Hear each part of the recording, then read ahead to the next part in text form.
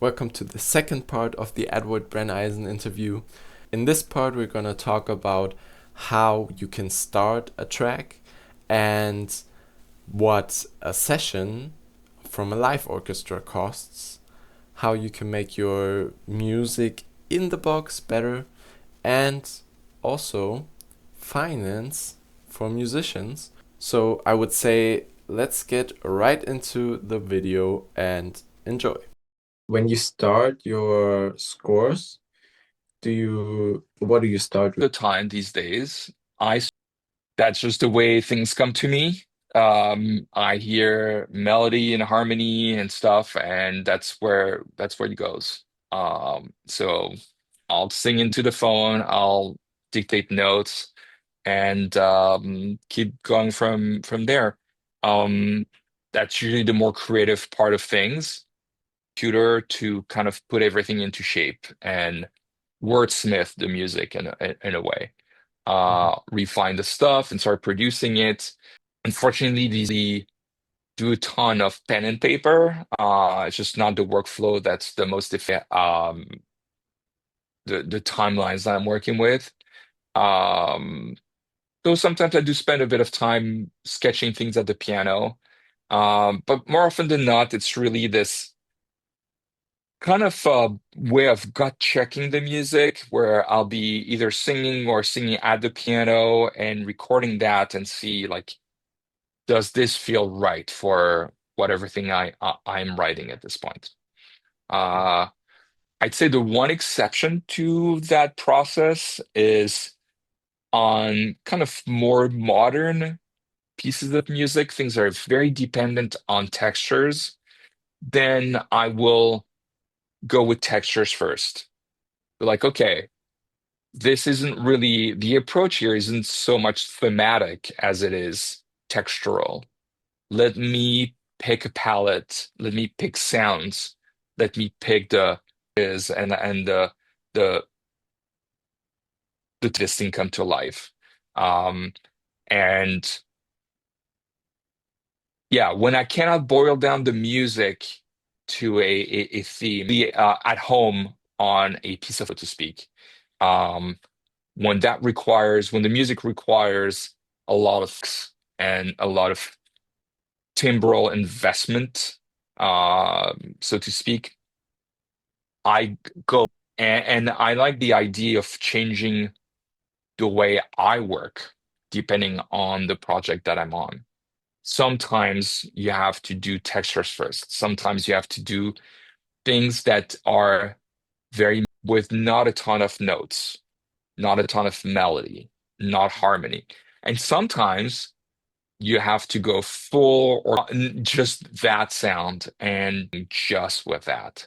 And these days, with how much interplay there is between textures and the fundamentals of music in terms of harmony, rhythm, melody, and orchestration, there's a lot of intermingling of these two things. And I'd say I work these days that involves both approaches at the same time. Right.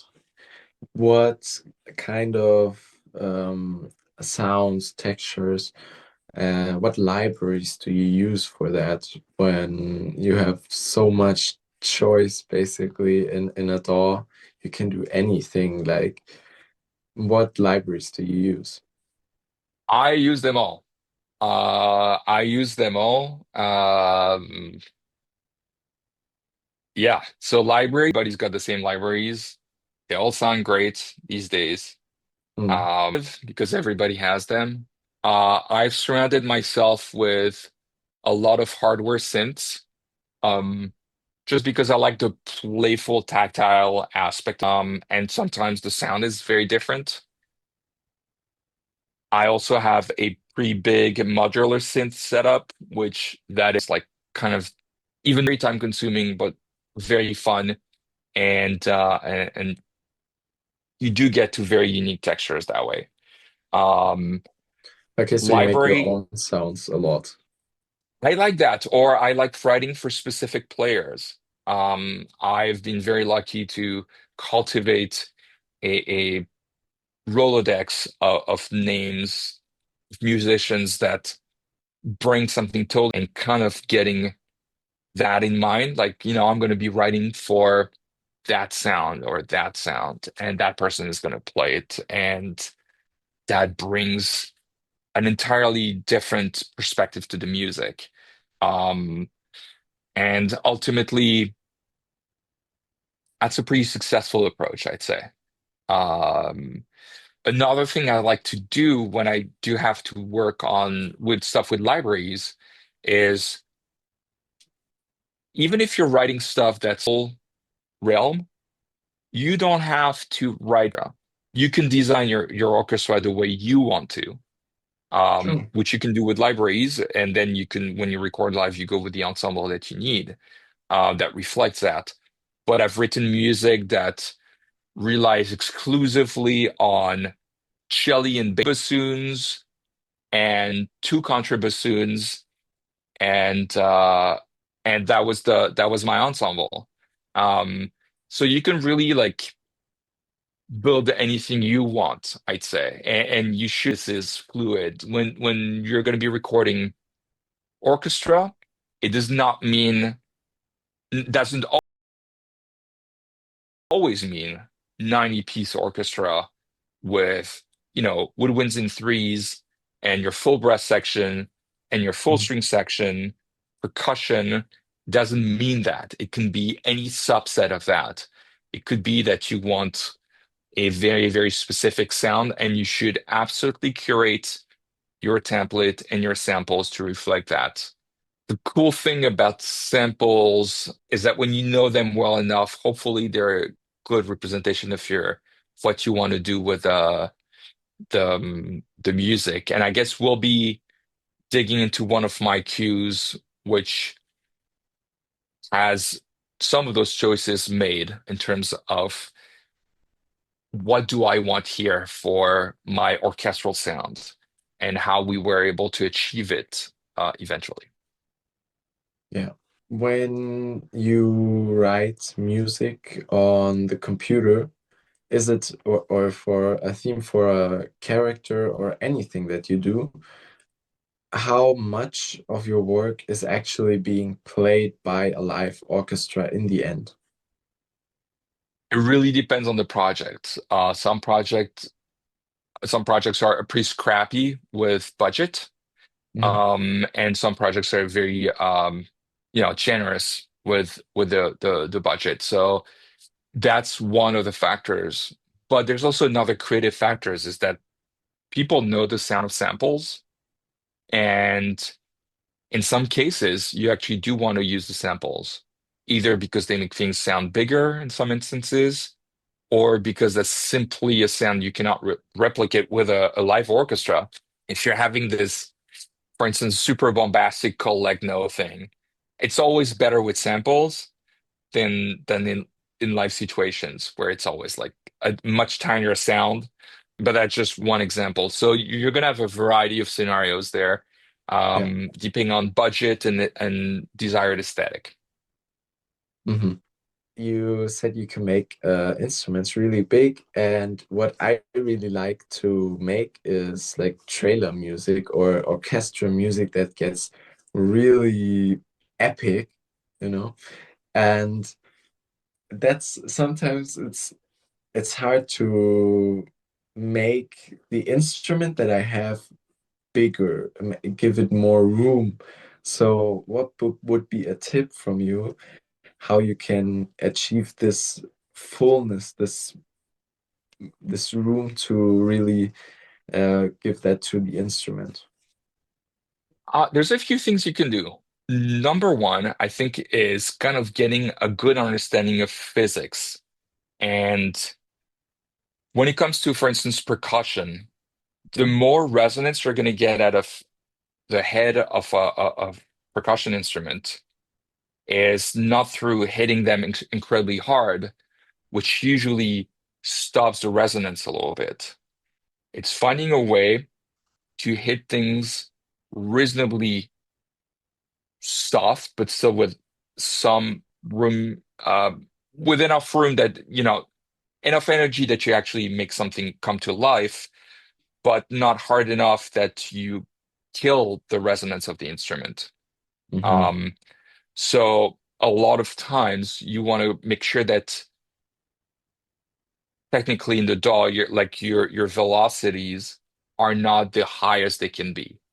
That's especially important for anything that has a skin on it. And you can check it, like if you nicely recorded samples, play something piano or mezzo forte, and you get a soft sound, but a sound that has a lot of life to it, and that lasts a long time and has generally kind of more bass, a more even thing. And when you slam the velocities, it should trigger a double forte sound. And usually that's a sound that's super loud, but kind of puny. You can hear it like timpani is a great example for that. I recorded a demo last year. I remember we did a giant DAF, um, and I remember that Satnam, the percussion player, just using a very soft mallet and play very softly. And that was captured by my engineer in such a way that you would get, when you pumped up the volume, this absolutely huge sound with amazing sub bass and kind of really incredible. So what's true with percussion is also true with other instruments. The Mm-hmm. more air you put through a brass instrument, the less um, you get more upper harmonics, and you get a lot of energy there. But you also don't get something that sounds very big necessarily. It's loud, but it's not necessarily big. So Mm-hmm. the cool thing with samples is that you can really cheat that. So I'd advise people generally to kind of embrace a more conservative approach to velocity and CC messages, and shape the music in a way that um, isn't always relying on the higher levels of the range of the sampled instruments. That's going to be helpful. Another thing, if you need room, is to be very cautious by how you carve out space in the mix for things that do really need a lot of space. Um, and you have to be able to make very strong decisions on very clear decisions on what should be the star of the show at any given point. Not everything should be heard, not everything can be heard, and sometimes you need to make room for percussion at the expense of other elements. Sometimes you need to get a very strong sub bass going, and that means that it's gonna probably kill some of your other instruments. And the third point that I usually rely upon when I need to make something really big is doubling the orchestra with the synths.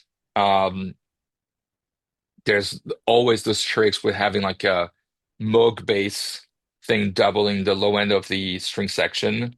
Mm-hmm. It can be subtle and you don't really hear it, but having that super big sound in there, that's part of the aesthetic. That's how the people do it, really. Um, and it doesn't really telegraph as a synth. It just feels like a bigger bottom end coming from the string section. Or sometimes I'll double some French horn lines with specific synths. You're seeing in the background the Novation Peak. That stuff has a really nice way of blending with French horns. And I have a couple of Moog synths here, also very cool for doubling bass. And yeah, reinforcing those things with synths is just the way to go. All right, that's a interesting approach to the whole thing. What do you think is like the best way to decide how much room you want to give each element of the orchestra when you decide, okay, I want to use this the cello, I want to use the bass, I want a horn, I want this, and I'm working with this. But what am I giving more space to? What is going to be louder? What's going to be quiet? How do you really get to find out that you want to give something more prominence? So that's actually a very difficult question to answer, and that it entails a lot of factors. I think if you're That's doing more true. traditional orchestra Hmm. and more traditional orchestral writing, the music itself, the notes, the melody, the harmony kind of dictate what you're going to be able to use. Um, it really depends on if you're working with a set of musical elements that are kind of firmly rooted in the actual physics. If I give music to be played by an orchestra with everybody in the same room, there are things I need to consider for stuff to shine, right? If I'm looking for a main melody that's in the mezzo piano register in the cello, if I want that really soft sound, then I know better not to write for trumpet on top of that in a way that would obfuscate that sound because you can't compete with that. So the music dictates kind of what you can use there to balance things out. And it's a pure, not pure, but it's really an orchestration job at this point. You figuring out the best way to use the orchestra to convey those musical ideas. From a broader, more creative perspective, if you're using samples or if you're kind of embracing more radical production techniques of what's called striping in orchestral recordings, where you just record individual sections, where then you have a lot of leeway to bring some elements to light in a way that is artificial, then you do whatever you want. The only the only factor you're up against at that point is that of budget. The more separate elements you're working with, the more you have to carve a time to record things individually and so on and so forth. But that's the way you do certain sounds. Even on things that are supposed to sound really acoustic, even things that are super natural. I'm thinking about the scores of John Powell. If you think of How to Train Your Dragon, it all sounds incredibly acoustic and stuff. I Hmm. mean, that thing is produced in such a way that, unless you're familiar with the way it's done, would shock most people. Most sections are recorded individually, and everything's edited to the grid, and there's just a lot of room for mixing in a very, very specific way, which leads to that extremely specific sound.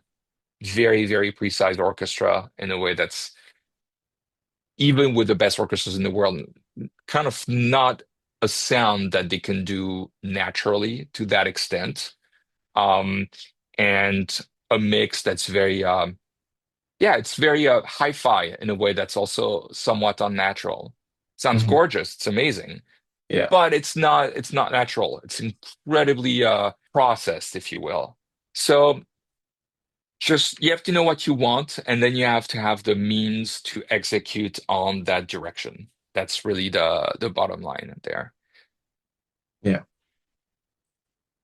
With the instruments that you use inside your DAW, if you leave it in the box, or yeah, whatever is the reason, or you're just sketching, um, how much do you try to make it sound real? How much effort is going into this?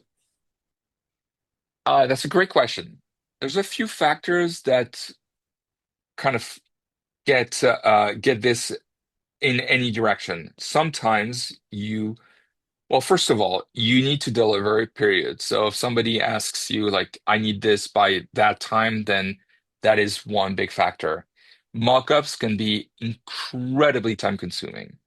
And sometimes you'll hear incredible renditions of things.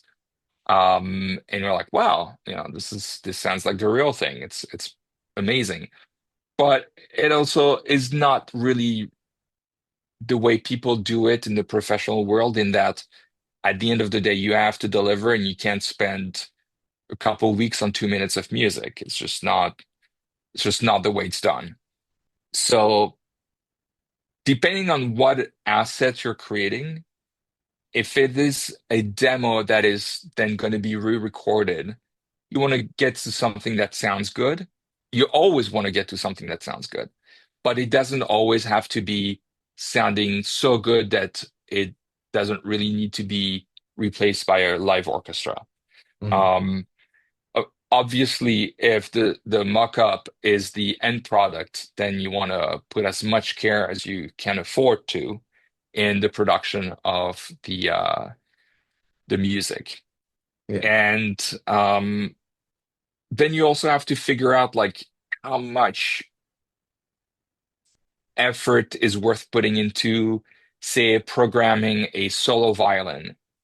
Incredibly painful thing to do to get good results. That's unreal, versus getting somebody to come in and play the music beautifully with an amazing sound, and that's it. Yeah, get the best sound possible, but you also deal with what it is that you're dealing with. Yeah. There's one exception to that, is Mhm. when you're working on demos for a project, when you're trying to get projects. Nowadays, people aren't used to very bare bones demos. The playing field is incredibly competitive. I mean, incredibly competitive.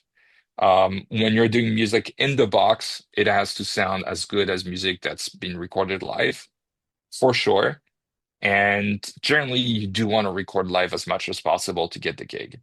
It sucks because you're the one paying for it, and at the end of the day, there's room for one composer, and you can end up not getting the project, and that's it.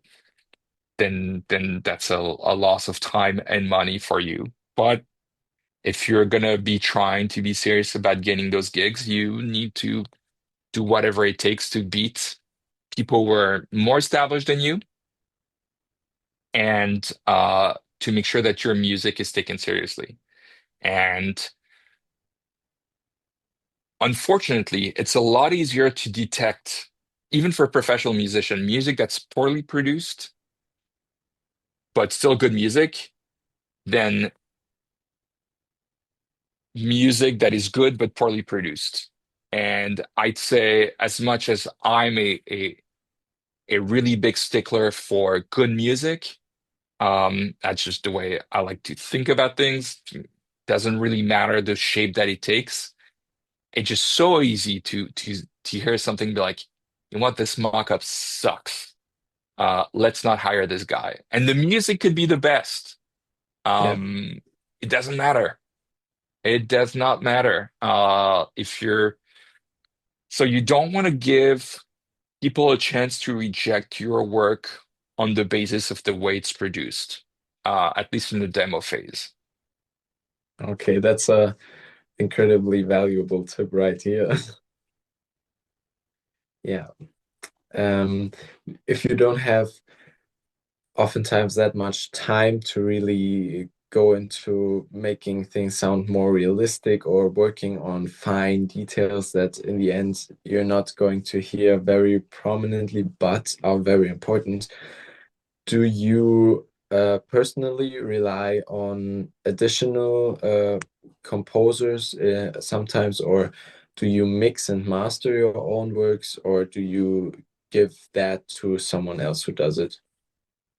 It really depends on the project. I like having people doing additional music work for me when it's kind of the less creative parts of the project, things that are very derivative from the sounds that I've established.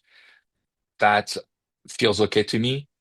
But generally, actually, the projects that I work on, I'm the one who's giving the creative DNA to everything. Yeah. I want to be able, even the stuff that's like done by people working under me, I want to be sure that I'm the creative person behind that. And that additional music is just that. When it comes to mixing and mastering, it's a work that I don't particularly enjoy because I know there are people who do it so much better than me. And when the budget allows for it, I'd rather ship that off to someone else.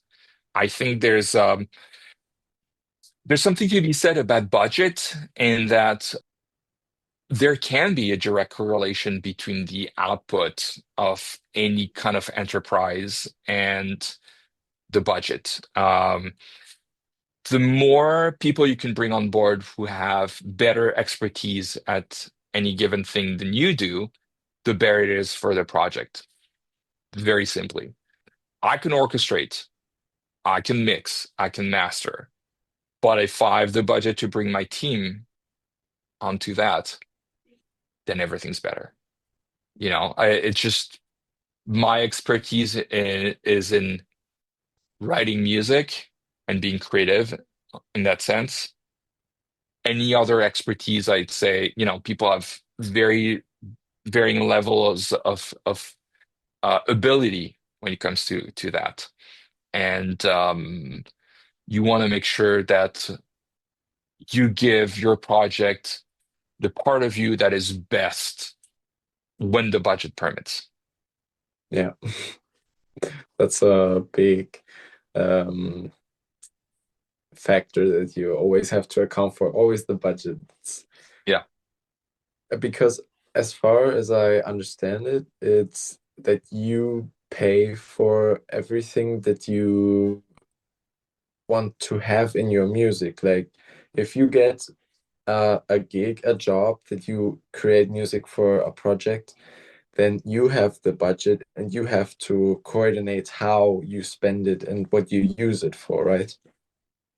That is one scenario, which is called a package deal, where the client will come in with a lump sum, and they will be basically saying, "Hey, we've got, I don't know, $10,000 to record this. We're going to give you that money, and you do whatever you want with it in order to make this as good as possible." That's one option. And then you're kind of on the hook for how you spend the money. Mhm. Then I'd say there's another category of projects that have a separate music production budget, which can involve anything from mixing to recording to editing to music editing to orchestration and so on and so forth, where basically you have your fee as a composer, but then you'll submit to the client an estimate for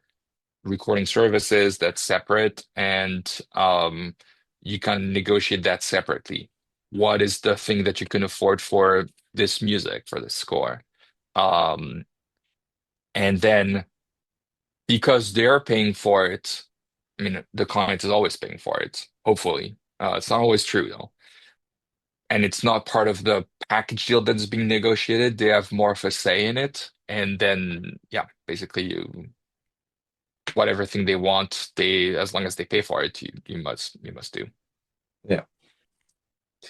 All right. I was wondering just now, you probably did recordings with a full orchestra, right? At some point in your career. Yep. Yep. How much does that cost to have the session for, I don't know how long? Yeah, how long are they? Is it like that you're spending 4 hours in one go, or how does it work? How much does it cost to pay an entire orchestra? How does it work? So, sessions are typically 3 hours long. In some countries, they're 4 hours long. But basically, you divide things up into groups of 3 hours. The cost of a session depends on many factors: the number of musicians, the hall that you're recording in, the studio you're recording in, and then where you're recording. Obviously, there are countries where people make a lot more money and their services are a lot more expensive. The US and the UK are destinations that are pretty expensive when it comes to recording. A lot more than, say, Czech Republic or Russia or Bulgaria. And with that also comes different levels of expertise. There is music that can be recorded pretty much anywhere. If you're recording footballs of just like long held notes, and that's what you do, then um, you can record that anywhere. But if you're looking for music that's very reliant on brass, has very specific rhythmic information that needs to be very clear and very precise, then that kind of narrows the field a little bit on where you can record, because not everybody can record everything. There's something to be said about getting what you pay for. There are places that are more affordable than others. And you also have to factor in the fact that some jurisdictions in the world are governed by union laws that also play a role in how you budget things. If you're thinking about a motion picture recording, for instance, know that when there is reuse of the music, know when that there's a certain amount of box of office being totaled or soundtrack sales, then the studio is going to have to the distributor, sorry, is going to have, I believe it's the distributor. Anyhow, somebody's going to have to pay musicians additional fees. Mhm. So sometimes that's something that studios are okay with, sometimes not. And yeah, so it's there's a lot of things that come into play to understanding how much it costs. Big orchestral sessions are not cheap. What Yeah. would be an example, like your last big orchestra session? What did it cost? I remember I did a project for something I've yet to release that I actually paid for from my own pocket a few years ago, and big 90-piece orchestra. And that was, I think, for 3 hours, if I'm not mistaken, 35 or $40,000, something like that. 90 people, 3 hours, 40 grand. Yeah. Wow. Okay, yeah. I mean, the musicians are all highly skilled and their time is 90 people. That's wow. It's I a it's want a to calculate that. That's incredible. but then again, like there's some things like, I know if you record, and that's it in LA specifically, if you record stuff that goes on to being televised, and there's different contracts, and for the depending on the project, certain things you're going to be able to get a lot less musicians for. If you need to record a demo, it's a different rate, it's cheaper. Yeah, it becomes complicated. But it's not a one-to-one. Like, you can't take the musicianship of Los Angeles or London and expect that level of musicianship from Budapest or other recording destinations. Mhm. Um, which isn't to say that those orchestras are bad. It's just, if you need to do things that are very, you need to choose the kind of the recording orchestra that you're going to be working with in a way that is commensurate with the difficulty of the music that you're going to have them play. All right, yeah. I guess in the big musician hubs like LA, there are the best of the best of the best. I mean, because it's so competitive, that's what you also said. You have to be really good to own your place there. I've been very fortunate to record a lot in Los Angeles. Very, very fortunate. And I must say that even after all these years, I get surprised by the level here. I have so many stories of just people like blowing me away, just incredible. And that's something that when people spend this much time and this much in terms of resources of education, the type of instruments they play, where yeah, that has a cost. But with that cost comes a market improvement in the final product, in my opinion. Mm. Do you yourself also play an instrument? I mean, I see a guitar in the background and obviously keyboards, but do you really play those instruments, or is it just for getting the notes into the DAW, or how? What instruments do So you play? I play guitar, and then what I play guitar now, I own guitars. I'm not really a guitar player anymore because I don't have time to practice. I'm Hmm. not a keyboard player, but I do play keyboards. I have a bunch of guitars in different places here. You can see some with some necks and be below, but I'll try and send you some B-roll with some instruments that I can sometimes play. Um, and whenever you can add some live music to your to your stuff, it's really good. Over there is a tenbur, a Turkish tenbur, which is infinitely hard to play, which I play really terribly. Sometimes it works, and sometimes when I need somebody to do their stuff in a way that, yeah, they play it really well, I need to find another musician to play for me, which, sometimes, yeah, you get incredible results with really good musicians. But I try to play some things on my scores whenever possible. Mm, that's a great thing. Um, the first interview I had, Alessandro told me like if you have just, I think it was, if you have just one instrument in your score, if you leave it in the box, but you yourself can add one instrument by playing it yourself, recording, it gives a whole different vibe to the whole orchestration. Would you agree with that? I think the more live elements you can put into the music, the better. That human element is really crucial. And of course, like, there's compounding effects to having multiple really great light sources.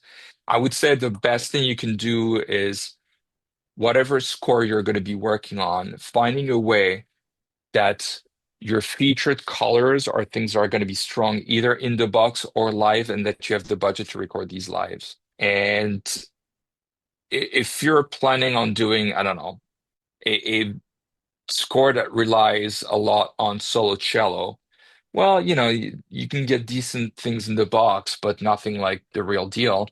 And that's relatively inexpensive to record.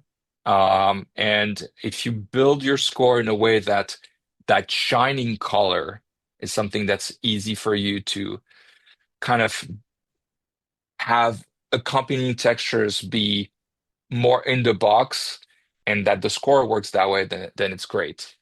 Of course, if you're trying to do things that are very exposed and don't sound good in the box, and then you add, say, I don't know, just a little bit of live stuff around it, it's not going to yield as much in terms of improvement to the overall sound of the music. Okay, yeah. If your basis is not good, then whatever you put on top is not gonna make it a lot much greater, right? Yeah, yeah. Yeah. Focus on what's the main sound generally, and if you should know your budget ahead of time, and you should try and work something that creatively is going to be a very will reward you there. What can I replace this with eventually? All right. Another question that's very interesting to me is like you are already very established in making music for video games, sometimes TV. Um, what would you say is important for a young composer that's just starting out? What's important to get to the place where you are right now? You have to treat this whole adventure like a business. Mhm.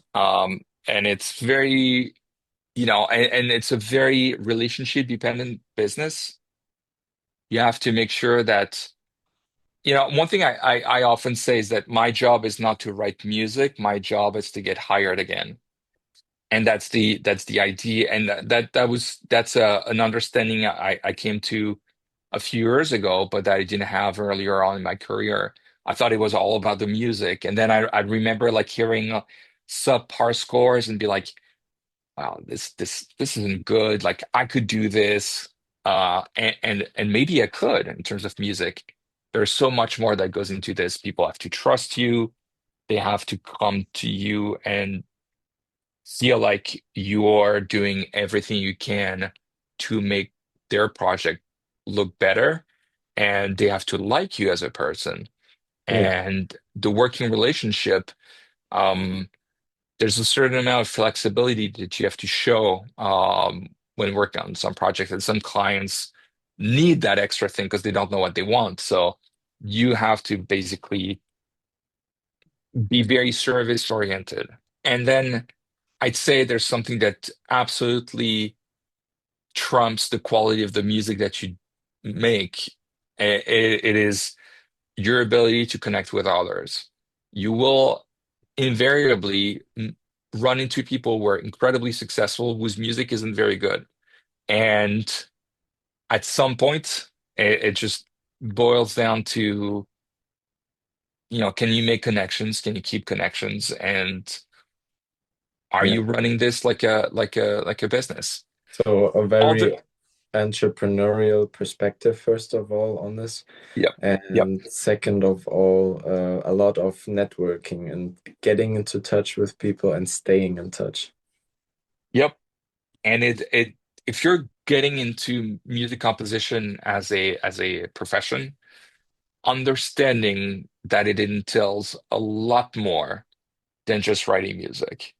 And that actually writing music is a relatively small part of what you do on the daily. And that when you do get to write music and you do get to be creative, it's I'm not gonna say it's a rarity, but it's certainly not your primary. It's certainly not your.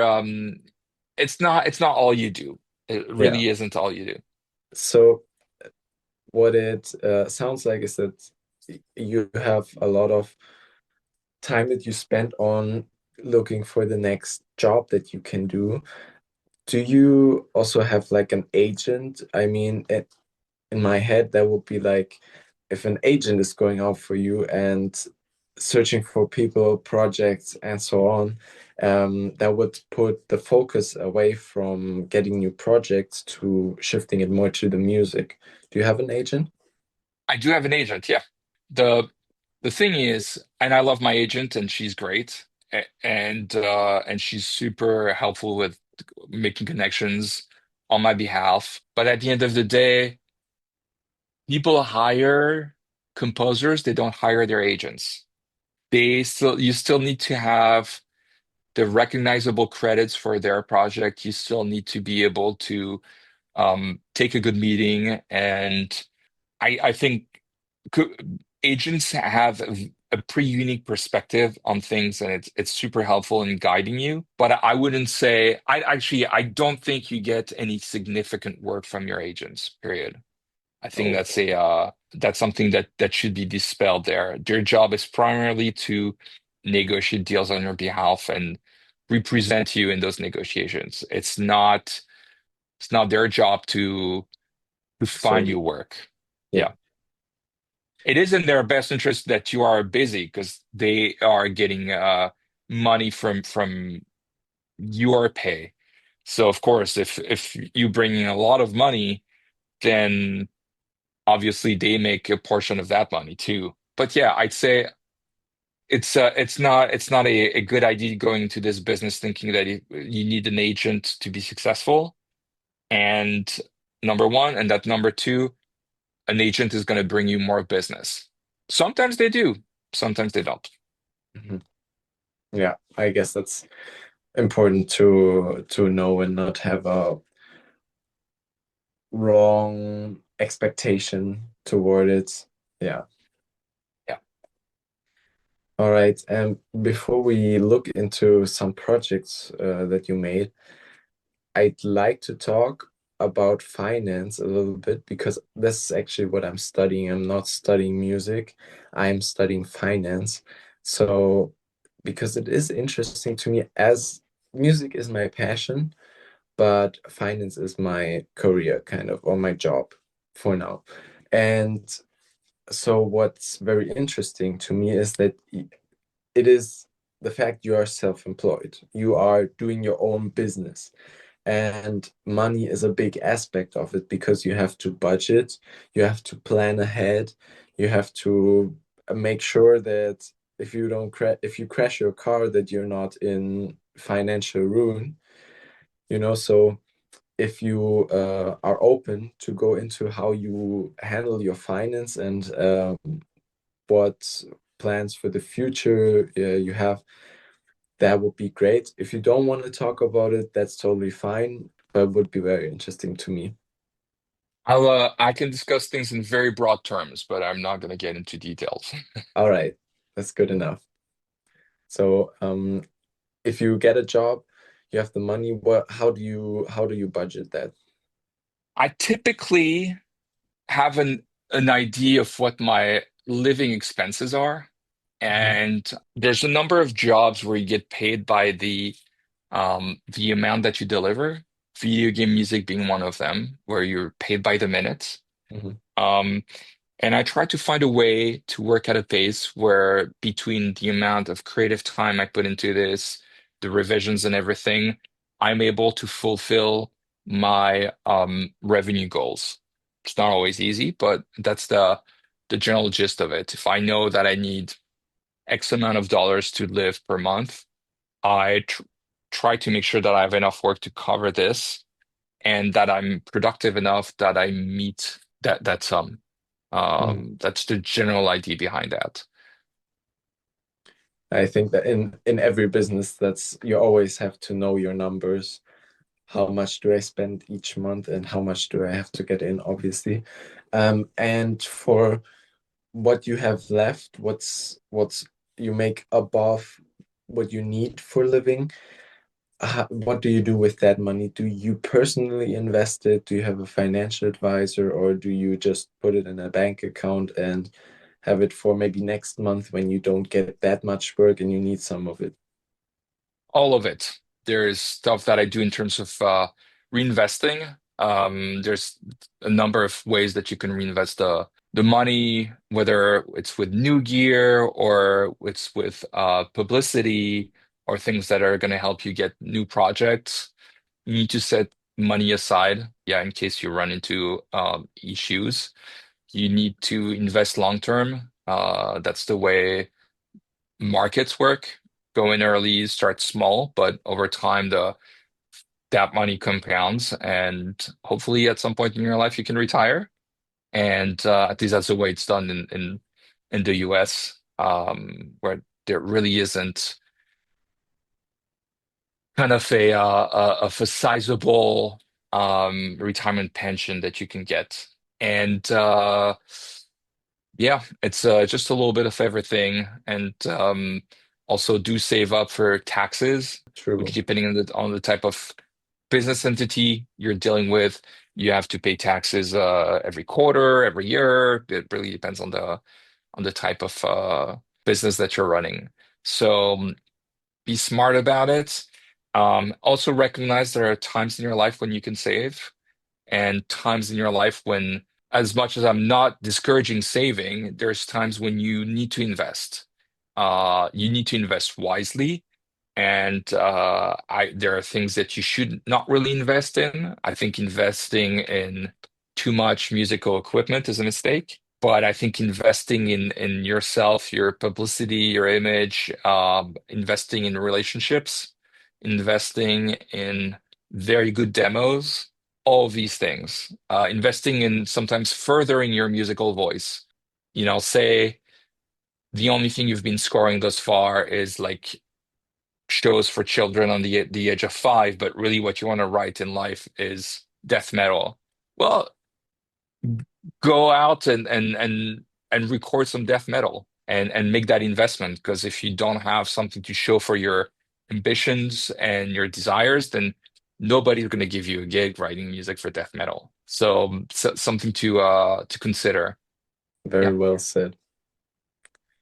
Do you personally pay for expertise in the in the market, or do you handle things your own? I do have a financial advisor who gets paid on the size of my portfolio. And yeah, I know there are people who are a lot more literate in finance than I am, and I think that's something, the more knowledge you can have in finance, the better. I also like the idea that I can focus on things that I can have an impact over, and for me, that's being creative. Yeah, And there are things that sometimes, obsessing about trading, for instance, is not something that I should be doing. It's not something, my understanding is not something that most people should be doing. And there are a lot of people who can make really big bets and be very successful, but that's that's actually it's not a luck. lot of people. Yeah, it's luck. Sometimes it's luck. Um, Yeah, and I think looking at the broader way this works, just being dispassionate about it is best. So yeah, just let it work its thing over time. It should hopefully get to something significant. yeah. I mean, first of all, the good thing is that if you can focus on your craft instead of having to use your time for managing money, it it's like mixing when you can hire someone to mix for you. So it's the same principle, and you don't have to be knowledgeable about it as long as the person that you hire for it basically knows more than you do and makes you more money than if you didn't have that person. Mhm. In the end of the day, that's pretty much what matters. So interesting perspective to see. I'm really excited to hear what other musicians are going to say, how they manage their money. And yeah, it's also something that's so interesting to me. That's why I study it. I mean, so thank you for your openness in that case as well. Um, Of course.